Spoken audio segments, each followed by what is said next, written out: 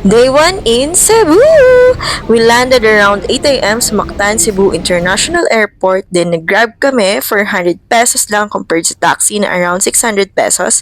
So ayan, nakatipid na agad kami. From Mactan to the city proper, around 1 hour on travel.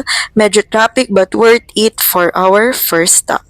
First stop is Magellan's Cross pero sarado siya nung pumunta kami because of the recent earthquake. So picture na lang kami from the outside at silip sa loob. Good thing, katabi lang niya si Basilica del Santo Niño.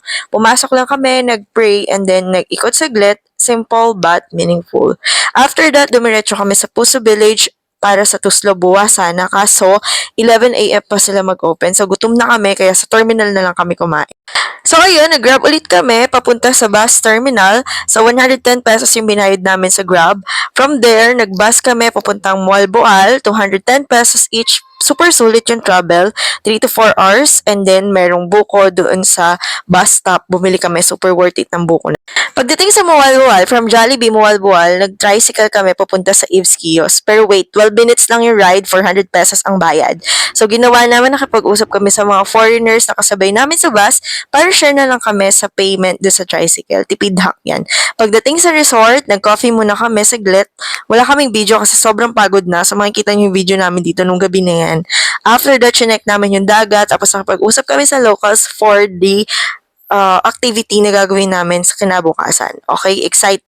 So, ayan guys, nag-ikot kami para maghanap ng makakain. So, nag-iikot na kami niyan. So, makachinchan ko, bumalik pa kami sa resort. Tapos yun, lumabas ulit kami.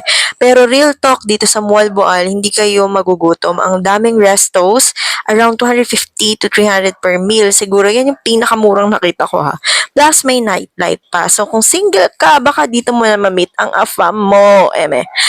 Tip lang, kung may budget kayo, mas okay na kumuha na kayo ng travel agency para masulit nyo yung mga pwede nyo pang puntahan sa city.